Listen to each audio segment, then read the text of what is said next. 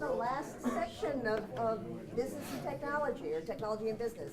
Okay. Our speaker is Craig Mudge, who got his PhD here in '73, and he's had a varied and illustrious career. And he's going to talk about his experiences with disruptive technologies. Okay. Thank you, Diane. And I'd also like to thank the organizers of this wonderful event and also all the attendees for coming to this. It's I'm most grateful. I think I am continuing to have and have had a very exciting time in computer science, and it was really all based and started here. So thank you again for organizing this wonderful celebration. Look, I'm going to first of all start off with a little bit of history, and I'll use this one here, page down. Yeah, okay. So, a little bit of history. When I was a grad student, the ACM student chapter co-hosted a visit by Grace Hopper to come here. A few heads are nodding around the audience. And the first thing I recall from that is that she gave me a nanosecond. And a nanosecond is a foot. So this is the first, the realization of really what. And as I became a computer designer, I didn't ever forget that. But she had all of these nanoseconds and she was giving them around. She was also, was in the Navy for most of her career. She began by teaching at Vassar, but she spent some time at Harvard on the Mark I, and then most of her work was in the Navy. She worked on a COBOL compiler, and also I think probably a greater contribution was the standardization of the various versions of COBOL across the Department of Defense and military and the government. And I think Paul Oliver, who was our perhaps first PhD graduate, worked with her in that effort across standardizing COBOL. When she was at she ended up retiring as a rear admiral, and had the honor of having a destroyer named after her, which I think is a fabulous effort. When she was at Harvard, she was a programmer on the Mark I.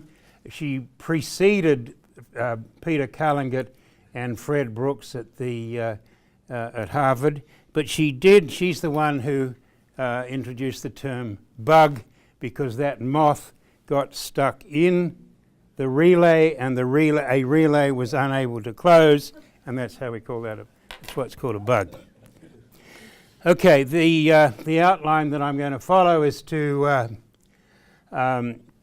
talk about the early adopters and the diffusion of technology, and then use three cases from my own experience as a computer designer, three cases of disruptive technologies, two which have completed their disruptive stage, and then the third one, data-driven modeling, which is now is just entering that very early stage and may or may not be accepted.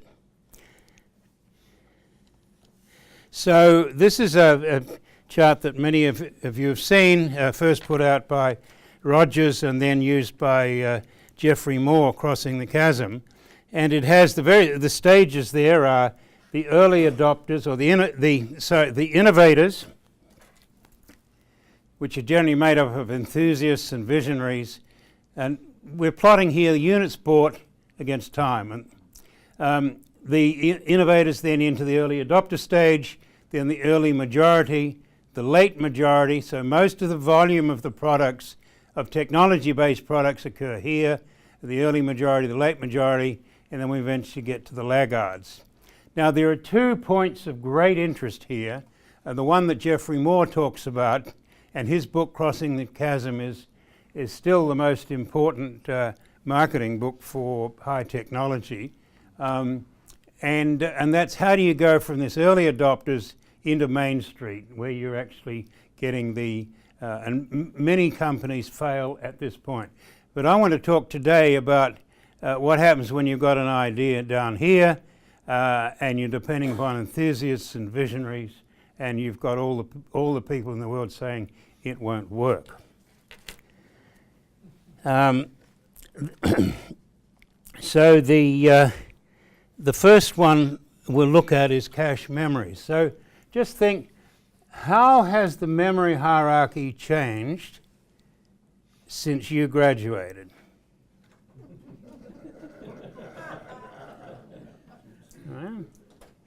Now, some change it. Pardon?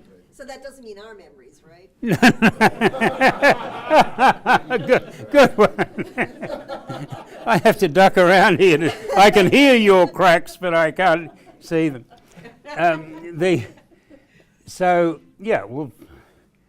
Some people have seen a third level cache add to the memory hierarchy. I've seen 3 levels of cache be added to the memory hierarchy. Then the technology in the primary in my laptop I now have several gigabytes of solid state memory on my laptop. So these are real changes that have occurred. So you might think about what changes occurred in yours. Maybe you've just had one change in the memory hierarchy. The cache was first suggested by Maurice Wilkes at Cambridge, and he called it a slave store, a buffer or slave store.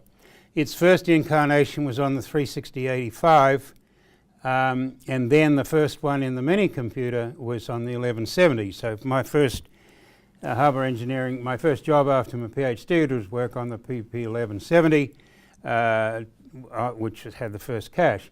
The interesting thing is that the engineering manager on the PDP 1170 was a bloke called Bill Demmer, who happened to be the engineering manager on the 36085. So he was hired out of IBM and came to work with us at Digital Equipment Corporation. And he was a very laid-back bloke, a really, really wonderful bloke. But he didn't enforce things.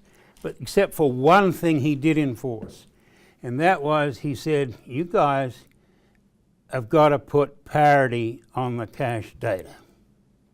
And we had our first design did not have a way of checking whether there were errors in the data cache.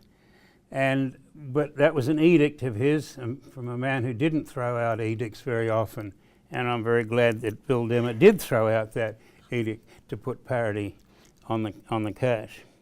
Anyhow, today cache has gone through that complete cycle. It's now absolutely accepted. So let's look a bit more of that. The cache is a small store between the processor and the primary memory. And what you'd really like is having a large amount of processor memory that was running at exactly the same speed, the access time, of the processor. That's what you'd really like. Okay?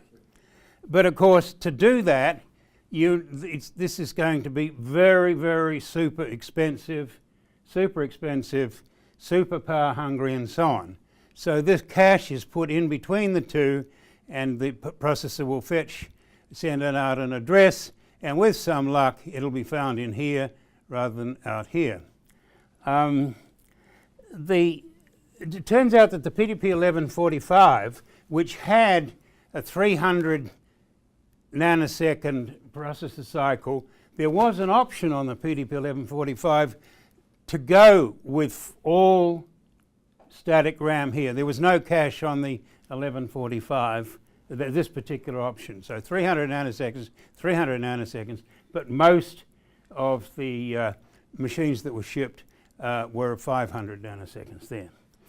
So the thing works. The cache works because of programs exhibit memory locality. 2 types of locality. For some of you, this is all old hat. Others, you're remembering.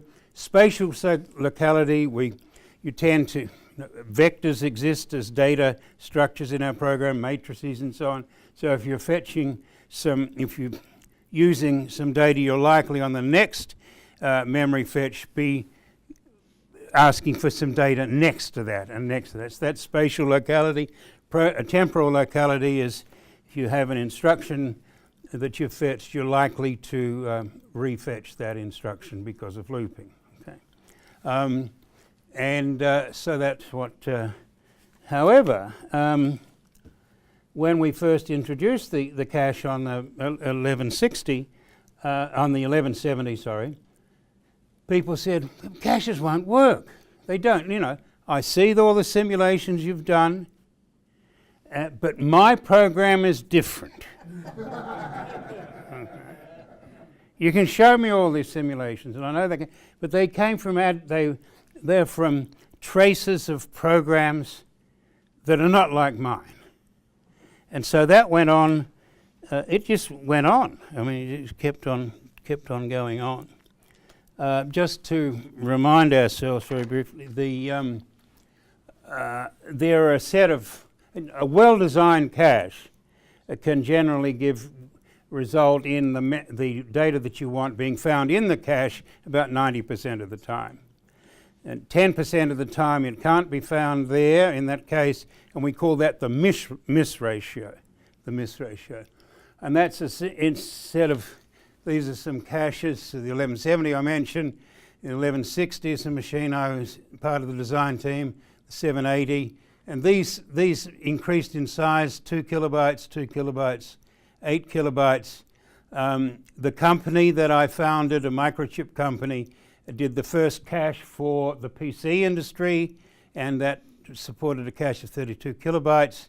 And then we up here today, and I'm going to refer to Dick Seitz' talk that he gave a couple of months ago.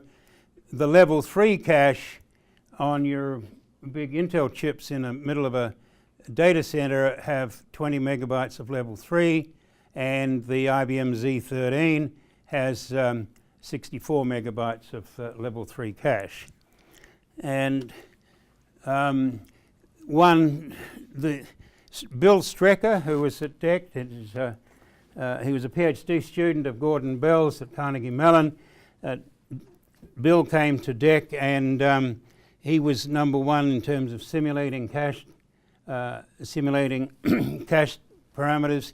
Here, block size is the number of bytes that you fetch when there's a miss.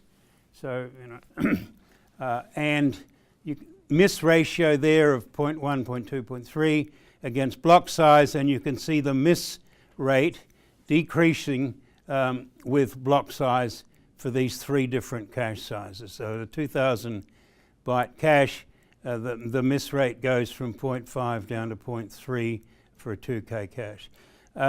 The set size or the degree of associativity is the number of places a part of memory can be located in the cache, and that also improving that improves the miss rate. However, you've got extra logic and extra power in order to support a higher degree of associativity. This is when Dick Seitz gave a talk here a couple of months ago. Many of you were at that, and he showed what a single chip machine looks like in the big data centers, in the cloud computing data centers, and that has three levels of cache. So that'd be a typical Haswell, I guess. You've got 16 cores, each one has its own cache. Then these share a level 2 cache, and then they all share a level 3 cache, and this is the off-chip memory. When Dick gave that talk, and I want to reinforce the effect of a miss. Dick gave that talk, you remember, when there's a cache hit, the instructions went load, add, store, load, add, store.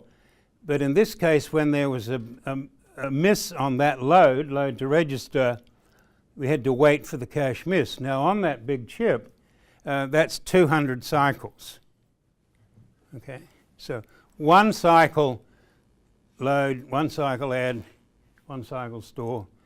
This load is 200 cycles. and Dick made the audience sit there for the 50 seconds that he'd brought the model up to human scale. I think at UNC, one of the very interesting things for me was that we were taught a lot to learn from the old, and I think there's a lot of a couple of reasons from learning from the old. One is that there are examples that worked, and you can learn from that. But secondly, the original papers were generally were better written because the author was trying to explain something very, very new, and so tried harder in the communication. That was a lesson I got from UNC, and I used that as recently as 3 weeks ago.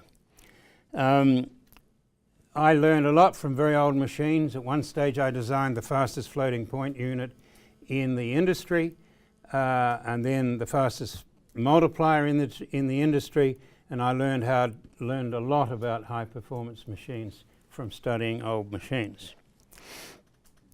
The next disruption was the idea of end user chip design.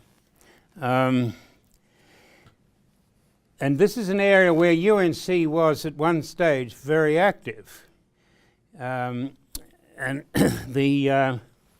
it was really pioneered by Lynn Conway and Carver Mead working at Caltech, and also Ivan Sutherland, who was talking later this afternoon. Ivan was the chairman of the department at Caltech when all of this work was done. And that's where I learned how to spell transistor and a few other things, and introduced that methodology back at DEC, which led to the VLSI VAX. But we had lots of objections to the end user chip design. Texas Instruments said, you cannot design chips unless the process engineers and the circuit designers are sitting together under the one roof. They were quickly followed by Intel saying the same thing. The other people were saying you cannot teach computer scientists about designing chips. There's too much electronics, too much physics, too much of all this hard stuff. You can't teach computer scientists that. And a third one was that the fabrication houses that manufacture the wafers and then do the packaging of the chips, it was said that the fab houses would never take on these end user design chips because they weren't serious enough products. It was okay for teaching, but the fab houses, so you won't be able to get your chips made except in your toy government-sponsored fabrication runs. Well, a fab house called VLSI Technology was set up to serve set up as a foundry. That was the term that was introduced then. And then later, the Taiwan Semiconductor Manufacturing Corporation was set up for that. This was a massive plant. So, but I recall many of the chips in here were designed with this end-user chip design methodology. NVIDIA, that sort of thing. It was time for me to go back to Australia. So with some help from our friends like Lynn Conway, we started a multi-project chip. We started to teach this. I managed to get all of the leading universities to teach chip design. You've got to have a fabrication process if you're going to teach it properly. So we set up a multi-project chip, and some of those, Peter Callingett was instrumental in a lot of this happening at Chapel Hill, but you share the cost of wafers. And here are multiple designs on one die, and then there are different dies on the one wafer. So this is a test for a cochlear implant. This is a test for a correlator for a radio telescope. And we then go on and say, well, you know, where did that end up? Well, one of the crazy things is that some physicists, some radio astronomers decided that they'd learn about chip design. So that's a pretty way out idea. What are you doing teaching chip design? Is that what I do? Yeah, right, good. So these radio astronomers, these physicists, learned how to design chips and put a test on the first AusMPC. Then we at Austech, I better say, after the AusMPC and the teaching program, we did a semiconductor startup called Austech. I raised $6.7 million US to do that startup from some US venture capitalists, some British venture capitalists, and we formed a high-powered chip design company. One of the chips, we did a cache chip. That was a very important chip. But one of the more interesting chips was the correlator, was an FFT chip that did this, about a 90,000 transistor fast Fourier transform chip. And the real ideas for that chip came from the radio astronomers who wanted a fast Fourier transform chip to help them see deeper into the radio sky. But at those same radio astronomers were also interested in wireless local area networks. And we had, I remember, a workshop in 1991, brought together about 50 people saying, if you had 100 megabits a second in a local area network and it was untethered and mobile, or you know, some applications we use a wireless LAN because it's untethered, and some because it's mobile, we can move around. And we brainstormed applications.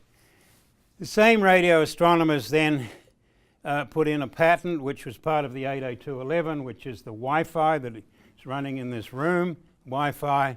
John O'Sullivan won the Prime Minister's Prize for Science for that work, and then the European Inventor Award.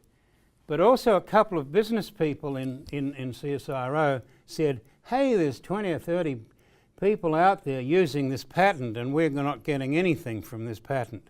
So unusual, very unusual for a government lab, you know, it'd be like NIST here or NSF or NIST, say. They decided to go and prosecute the users of the patent, and then that included, you know, Cisco, IBM, Microsoft, and on it goes. And after many, a lot of time and a huge amount of effort, with all of the court cases being held in the Rocket Docket little place in East Texas that we were talking about earlier, CSIRO won, and now $450 million has come to CSIRO for the benefit of science in Australia. So that's a nice story. But if you work in CSIRO today, they say, you know, when are you going to do the next wireless LAN patent? These occur once a blue moon. Microsoft didn't take it too well. The CSIRO used to get an educational license on all of its software, and then suddenly Microsoft started to charge CSIRO full tote odds for all of the software from Microsoft. But then again, okay. The last one we'd better do very quickly, and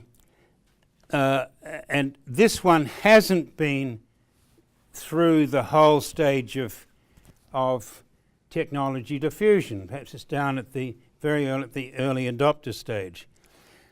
And that's where the idea of using massive amounts of data, where massive amounts of data will do better than algorithms for certain problems. And we've seen that in machine translation already, where just using data instead of all of the all of the rules that are to do with syntax and semantics and so on, that it's the dumb brute force approach of using data that is now winning the machine translation bake-offs. The driverless vehicles, that's the Google car there. And as Peter Norvig from Google says, we don't have better algorithms, we just have more data. And when Mark this morning was talking about the reason that we need machine learning on many of the applications on the smartphone, but we do need lots of data to drive those. So there I have a picture of a cloud computing center, a massive warehouse-sized data center. The one on the left, you can see the water cooling on the water cooling on the top. There's refrigeration inside. So we've had one example of data-driven modeling. That's two. There's the machine translation and then the driverless car. And now a third one is modeling power usage efficiency. Those big data centers are often 15 megawatt devices. And so the use of electricity it's very important to make that efficient. And you want the electricity to be going into the servers, the networking, and so on. And you want the least amount to be going into the overhead, which is physical security, the power backup, and the refrigeration. And so the power usage efficiency is a measure of that. And Google, some of Google's are, this is Google with at a PUE of around 1 is almost saying that almost all of the energy, the electricity is going into the IT equipment and very little into the overhead. Most good data centers would be around about 1.8, and 2.2 is not uncommon. So anyhow, if you think about what are the factors that make, you've got water flow through here, you've got the flow in the refrigeration chillers, you've got the airflow at 30 or 40 different points. You've generally got about 800 variables.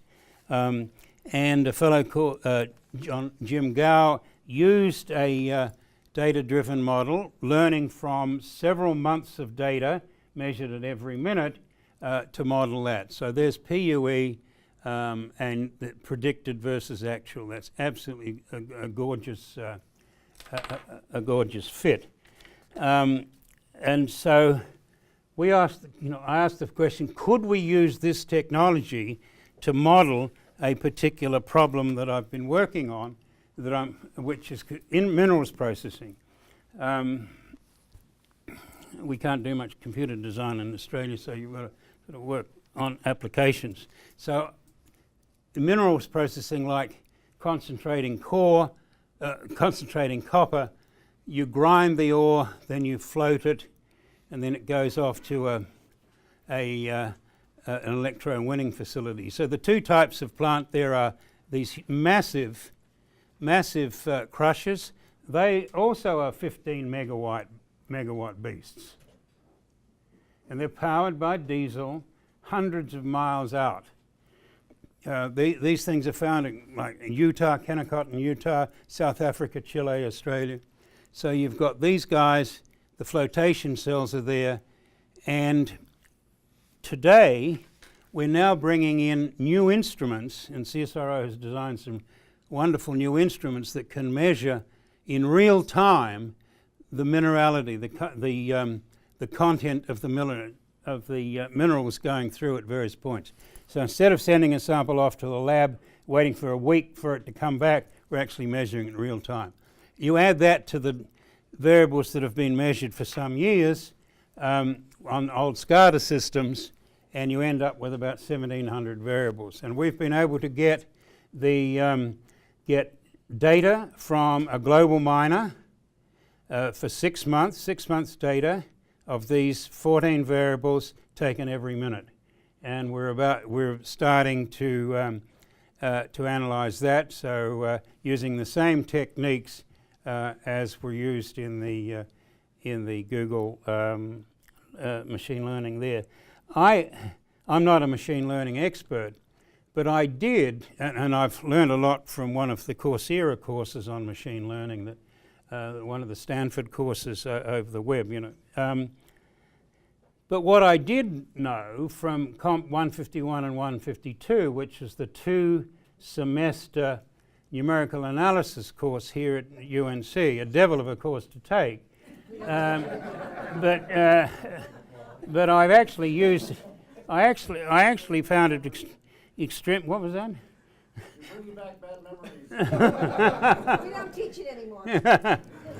I mean, I've used it to great effect when I was doing the floating point work, and error generation, error propagation, that sort of stuff. And but now recently, I mean, although the techniques of statistics were invented since I graduated, the classification trees for classification and regression, the real intuition, the founding I got from functional approximation in 151 and 152 is that functional approximation gave me an ability to intuit, which has come back when I've had to do this. So I'll just say that we've looked at 3 cases. The first 2 have actually gone through from the early adopters right to the laggards. The first 2, and I have a lot of hope that the third one will start to move up that adoption change. Thank you very much. So the next keynote starts in 10 minutes, so I'm going to suggest if anyone has questions for Craig, they just kind of wander up there. And the audience. And the first thing I recall from that is that she gave me a nanosecond. And a nanosecond is a foot.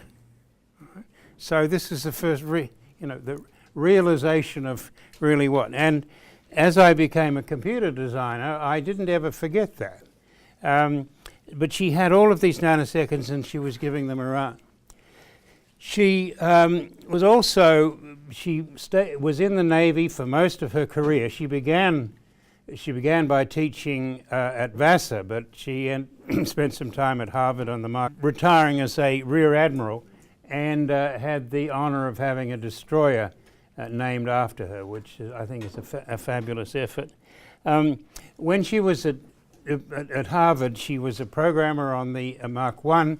She preceded Peter Callingett and Fred Brooks at Harvard, but she's the one who introduced the term bug, because that moth got stuck in the relay, and a relay was unable to close, and that's how we call that. That's what's called a bug. And it was really all based and started here. So thank you again for organising this wonderful celebration. Look, I'm going to first of all start off with a little bit of history, and I'll use this one here, page down. Yeah, okay. So a little bit of history. When I was a grad student, the ACM student chapter co-hosted a visit by Grace Hopper to come here. A few heads are nodding around. The last section of business and technology, or technology and business. Okay. Our speaker is Craig Mudge, who got his PhD here in '73, and he's had a varied and illustrious career. And he's going to talk about his experiences with disruptive technologies. Okay. Thank you, Diane.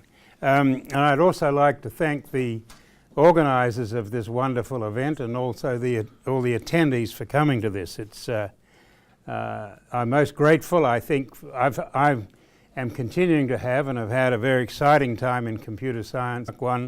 And then most of her work was in the Navy. She worked on a COBOL compiler, and also I think probably a greater contribution was the standardization of the various versions of COBOL across the Department of Defense and military and the government.